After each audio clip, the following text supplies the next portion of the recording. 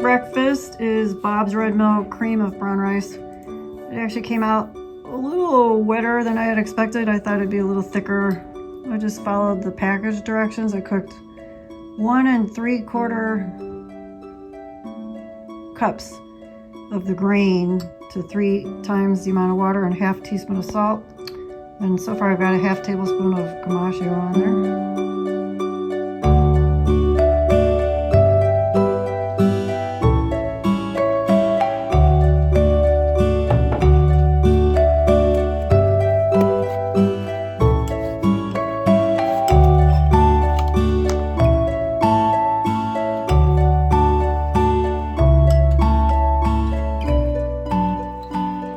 Day 3, this is leftover brown rice mixed with sweet brown rice, 3 cups of each, so equal amounts. And I just stirred in some ume plum paste and topped it with gamashio. And we are having a little soup. It's just water simmered with wakame seaweed, but also a mix of some like kelp kombu soup cut blend that has just a little ginger and shredded daikon, and then I garnish it with scallion, and it has a good tablespoon or more of the brown rice, hearty brown rice, the darker brown rice, miso from South River in it. And yeah. Day 3. Tired of brown rice yet? No. Okay, me neither. Time to enjoy. Okay, getting ready to serve up dinner. Day 4 of our Ohsawa Diet No. 7. This is miso soup with a wakame. It's just water with the wakame, ginger, some celery, a little more sodium-rich vegetable that I happen to have some in the fridge that I wanted to use up, and some scallion. And I'm going to stir into that some adzuki miso today. And I just took the lid off a whole brand new pot of a mix of sweet and medium grain brown rice. Can't wait.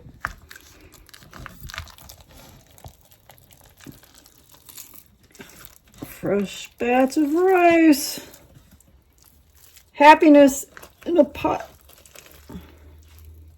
And now let's get the miso soup. Okay. Good hefty spoonful. I'm going to just mash it with the other spoon right into this soup pot.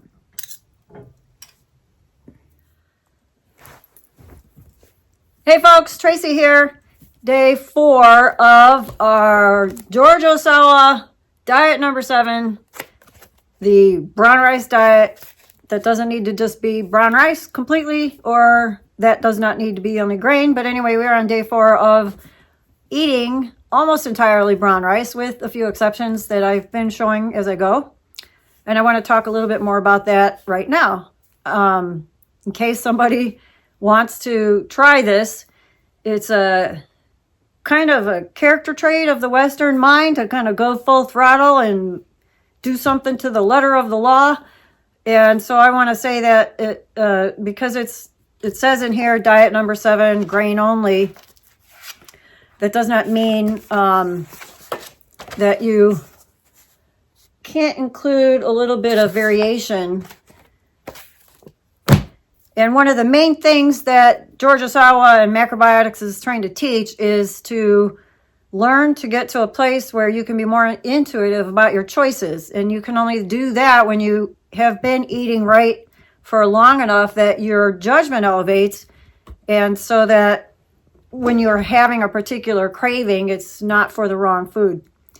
So I want to speak about that today because our breakfast that we had, as I showed, or I'm showing here, I didn't do just brown rice this morning. I added a little buckwheat.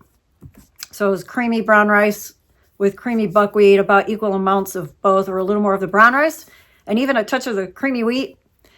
And I was so grateful I did that, because it tasted so good. It was exactly what I wanted. It wasn't so watery like yesterday's brown rice, creamy brown rice. And I did add a full teaspoon of salt, sea salt. So there's a couple reasons for all this, and I want to show one reason before it fades. Is one of the issues I've had since being back, and especially the last couple years, has been a return of my Raynaud's, which I hate even applying labels, but anyway, it started a long time ago when I lived in the mountains. And it's just gotten really bad recently, and that's one of the things that was sort of troubling me, among others.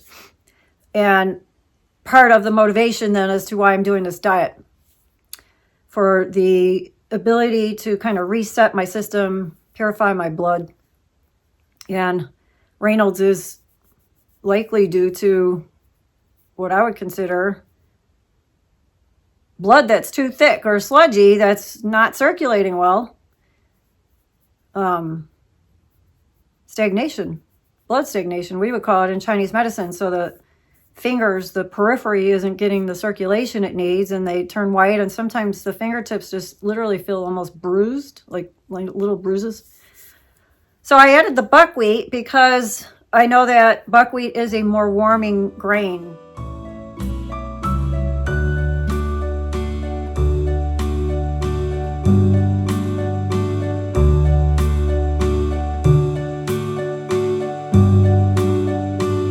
Yesterday, we sat at our dining room table for hours. Oh my gosh, I spent most of the day there. I was working on these movies, and then he and I were working on some accounting, so we needed to sit next to each other with both our computers open.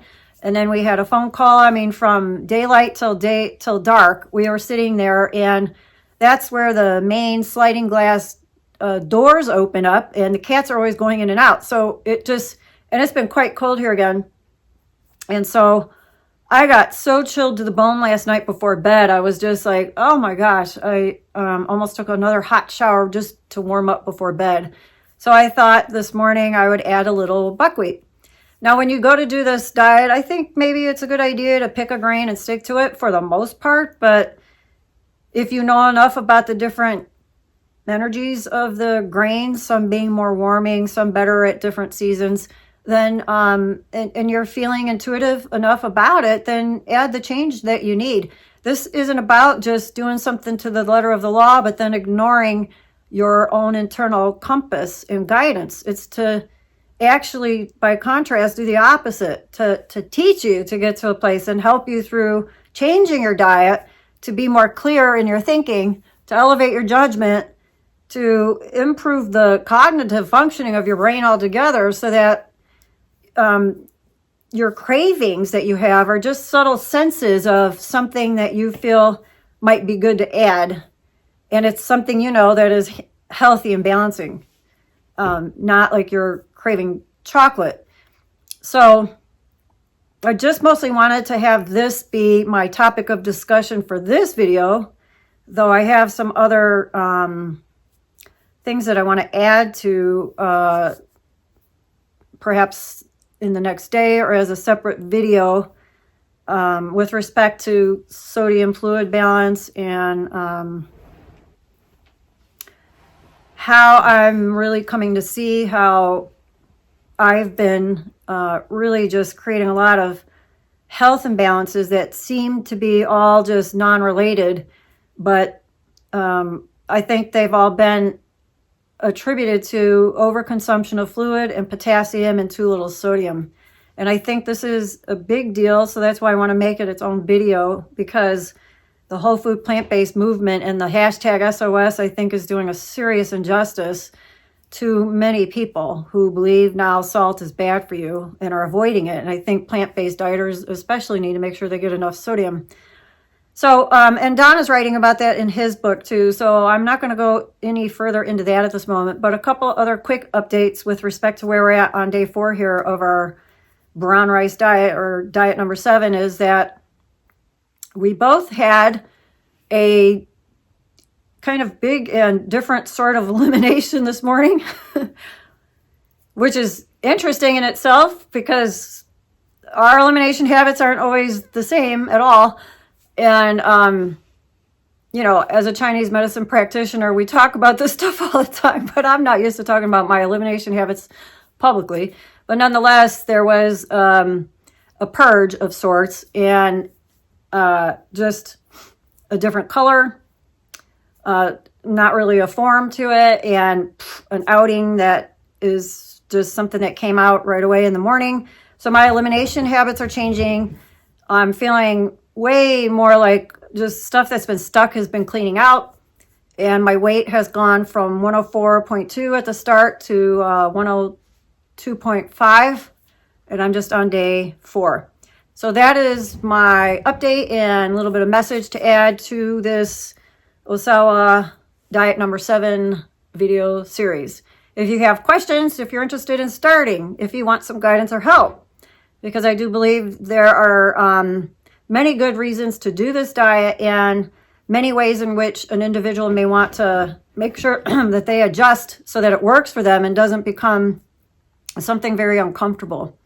And with respect to cravings, I had started to have a little bit of craving for like my Pero or a hot drink with a little bit of my cream in it or something like a little bit fattier because my fat's gotten so low. I was thinking that was contributing to my getting really, really cold again. But because of the elimination, I'm thinking I'm just going to keep doing what I can for at least, like I said, at least the full 7 days, and we'll see up to 10. Probably add more by day 7 or 8 of cooked vegetables and whatnot. But I'm just wanting to clean out my blood, purify my blood. And in Chinese medicine and in macrobiotics, that's health. That's our life. So I've eaten enough in my life to make my blood sludgy. I think most Americans and people in the West have. So doing a 7-day reset is not a bad thing, but you want to be prepared, know what to expect, know how to adjust appropriately, and not make it be a source of sabotage rather than something very beneficial. So that's it for now. Hope you're enjoying the series. Do let me know in the comments below. Liking and sharing would be really appreciated. And I'll see you in the next video. Take care.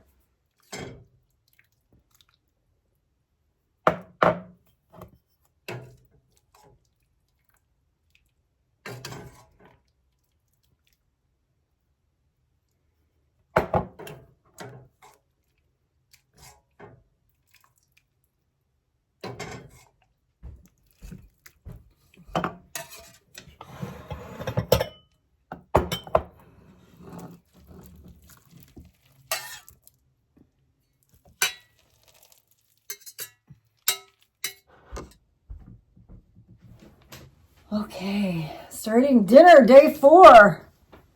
Grain, brown rice with a tablespoon of gumashio, homemade by Don. And I have a little ume paste on my rice. I have it with the nori sheet today, and miso soup with wakame and celery and some scallion. And a good portion of aduki miso. Yeah, probably closer to at least a tablespoon and a half between the two. Grain and salt with some vegetables. This is the traditional way of eating by the Japanese people. And I find it energizing. And we have been reading our article and studying about sodium. Don's been reading a whole lot of articles, but one in particular that we got from a dear friend who wrote an incredibly informative article about the health benefits of salt and the balance of salt and potassium in the body and what it can be doing. It's enlightening. Gonna have to make it a whole nother video, but anyway. How are you feeling and what are your thoughts so far, day 4? Anything you want to add? Well, I've seen improvement in digestion, energy level, and libido.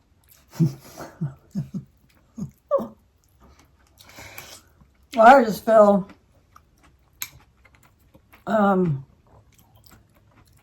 less wimpy.